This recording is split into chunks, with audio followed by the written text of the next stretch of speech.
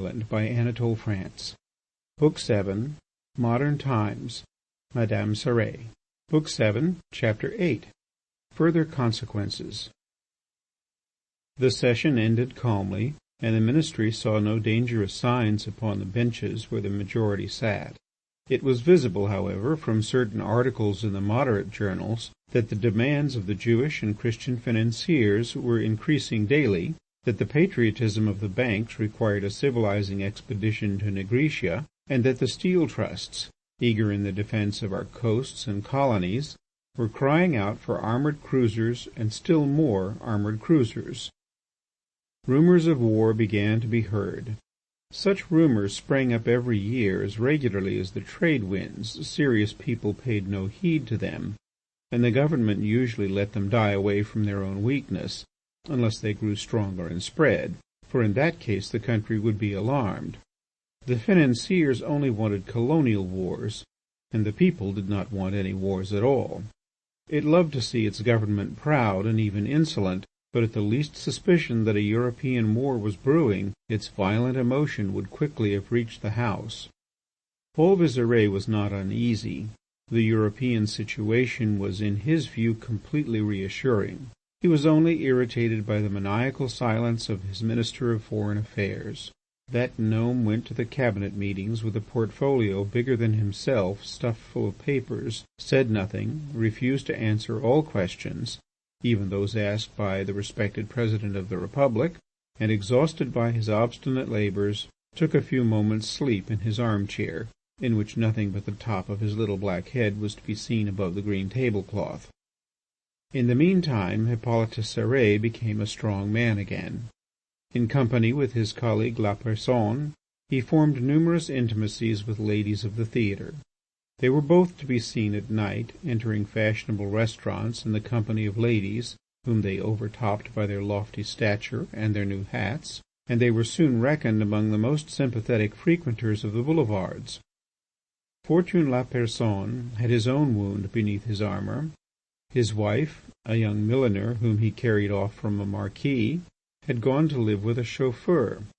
He loved her still and could not console himself for her loss, so that very often, in the private room of a restaurant, in the midst of a group of girls who laughed and ate crayfish, the two ministers exchanged a look full of their common sorrow and wiped away an unbidden tear.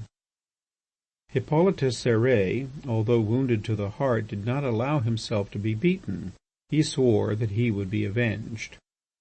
Madame Paul Visire, whose deplorable health forced her to live with her relatives in a distant province, received an anonymous letter specifying that Monsieur Paul Visire, who had not a halfpenny when he married her, was spending her dowry on a married woman, E.C., that he gave this woman 30,000 franc motor cars and pearl necklaces costing 25,000 francs, and that he was going straight to dishonour and ruin.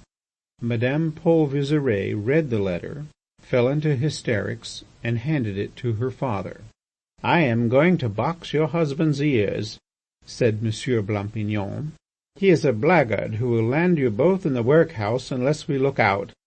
He may be Prime Minister, but he won't frighten me." When he stepped off the train, Monsieur Blampignon presented himself at the Ministry of the Interior, and was immediately received. He entered the Prime Minister's room in a fury. "I have something to say to you, sir," and he waved the anonymous letter. Paul Visire welcomed him smiling. "You are welcome, my dear father. I was going to write to you. Yes, to tell you of your nomination to the rank of officer of the Legion of Honour. I signed the patent this morning." Monsieur Blampignon thanked his son-in-law warmly and threw the anonymous letter into the fire. He returned to his provincial house and found his daughter fretting and agitated. "Well, I saw your husband. He is a delightful fellow, but then you don't understand how to deal with him." About this time Hippolyte Cérès learned through a little scandalous newspaper (it is always through the newspapers that ministers are informed of the affairs of state) that the Prime Minister dined every evening with Mademoiselle Lysiane of the Folies Dramatiques, whose charms seemed to have made a great impression on him. Thenceforth Cérès took a gloomy joy in watching his wife. She came in every evening to dine or dress with an air of agreeable fatigue and the serenity that comes from enjoyment. Thinking that she knew nothing, he sent her anonymous communications. She read them at the table before him and remained still listless and smiling. He then persuaded himself that she gave no heed to these vague reports, and that in order to disturb her it would be necessary to enable her to verify her lover's infidelity and treason for herself. There were at the ministry a number of trustworthy agents charged with secret inquiries regarding the national defence. They were then employed in watching the spies of a neighbouring and hostile power who had succeeded in entering the postal and telegraphic service. M. Cérès ordered them to suspend their work for the present and to inquire where, when, and how the Minister of the Interior saw Mademoiselle Lysiane. The agents performed their missions faithfully, and told the minister that they had several times seen the Prime Minister with a woman, but that she was not Mademoiselle Lysiane. Hippolyte Cérès asked them nothing further. He was right. The loves of Paul Visire and Lysiane were but an alibi invented by Paul Visire himself with Eveline's approval, for his fame was rather inconvenient to her, and she sighed for secrecy and mystery. They were not shadowed by the agents of the Ministry of Commerce alone. They were also followed by those of the Prefect of Police, and even those of the Minister of the Interior, who disputed with each other the honour of protecting their chief. Then there were the emissaries of several royalist, imperialist, and clerical organizations, those of 8 or 10 blackmailers, several amateur detectives, a multitude of reporters, and a crowd of photographers, who all made their appearance wherever these two took refuge in their perambulating love affairs, at big hotels, small hotels, town houses, country houses, private apartments, villas, museums, palaces, and hovels. They kept watch in the streets, from neighbouring houses, trees, walls, staircases, landings, roofs, adjoining rooms, and even chimneys. The minister and his friend saw with alarm, all round their bedroom, gimlets boring through doors and shutters, and drills making holes in the walls. A photograph of Madame Cérès in night attire, buttoning her boots, was the most that had been obtained. Paul Visire grew impatient and irritable, and often lost his good humour and agreeableness. He came to the cabinet meetings in a rage, and he too poured invectives upon General Débonnaire, a brave man under fire, but a lax disciplinarian, and launched his sarcasms against the venerable Admiral Vivier de Moraine, whose ships went to the bottom without any apparent reason. Fortuné Lapersonne listened open-eyed and grumbled scoffingly between his teeth. He is not satisfied with robbing Hippolyte Cérès of his wife, but he must go and rob him of his catchwords too. These storms were made known by the indiscretion of some ministers and by the complaints of the 2 old warriors, who declared their intention of flinging their portfolios at the beggar's head, but who did nothing of the sort. These outbursts, far from injuring the lucky Prime Minister, had an excellent effect on Parliament and public opinion, who looked on them as signs of a keen solicitude for the welfare of the national army and navy. The Prime Minister was the recipient of general approbation. To the congratulations of the various groups and of noble personages he replied with simple firmness, "Those are my principles," and he had 7 or 8 socialists put in prison. The session ended, and Paul Visire, very exhausted, went to take the waters. Hippolyte Cérès refused to leave his ministry, where the trade union of telephone girls was in tumultuous agitation. He opposed it with an unheard-of violence, for he had now become a woman-hater. On Sundays he went into the suburbs to fish, along with his colleague Lapersonne, wearing the tall hat that had never left him since he had become a minister, and both of them, forgetting the fish, complained of the inconstancy of women and mingled their griefs. Hippolyte still loved Eveline, and he still suffered. However, hope had slipped into his heart. She was now separated from her lover, and thinking to win her back, he directed all his efforts to that end. He put forth all his skill, showed himself sincere, adaptable, affectionate, devoted, even discreet. His heart taught him the delicacies of feeling. He said charming and touching things to the faithless one, and to soften her he told her all that he had suffered. Crossing the band of his trousers upon his stomach, "See," said he, "how thin I have got." He promised her everything he thought could gratify a woman: country parties, hats, jewels. Sometimes he thought she would take pity on him. She no longer displayed an insolently happy countenance. Being separated from Paul, her sadness had an air of gentleness, but the moment he made a gesture to recover her, she turned away fiercely and gloomily, girt with her fault as if with a golden girdle.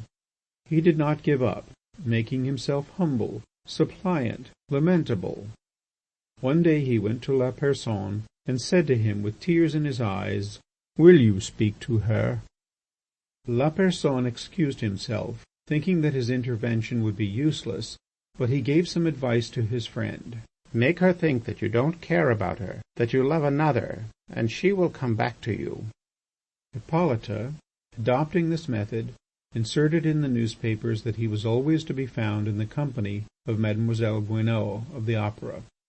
He came home late or did not come home at all, assumed in Eveline's presence an appearance of inward joy impossible to restrain, took out of his pocket at dinner a letter on scented paper, which he pretended to read with delight, and his lips seemed as in a dream to kiss invisible lips. Nothing happened. Eveline did not even notice the change. Insensible to all around her, she only came out of her lethargy to ask for some louis from her husband, and if he did not give them, she threw him a look of contempt, ready to upbraid him with the shame which she poured upon him in the sight of the whole world. Since she had loved, she spent a great deal on dress. She needed money, and she had only her husband to secure it for her. She was so far faithful to him.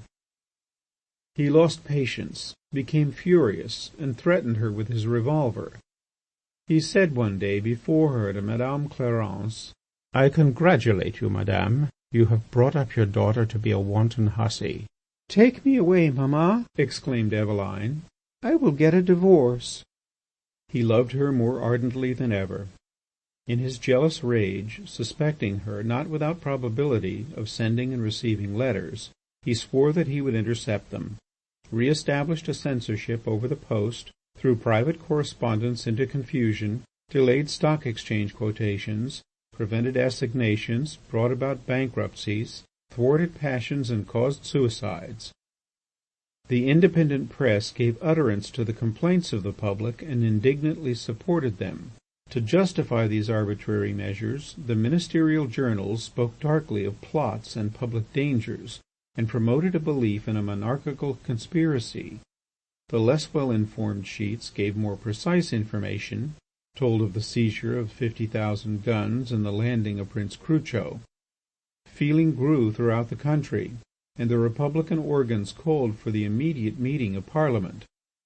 Paul Visire returned to Paris, summoned his colleagues, held an important cabinet council, and proclaimed through his agencies that a plot had actually formed against the national representation, but that the Prime Minister held the threads of it in his hand, and that a judicial inquiry was about to be opened. He immediately ordered the arrest of 30 Socialists, and whilst the entire country was acclaiming him as its saviour, baffling the watchfulness of his 600 detectives, he secretly took Eveline to a little house near the Northern Railway station, where they remained until night.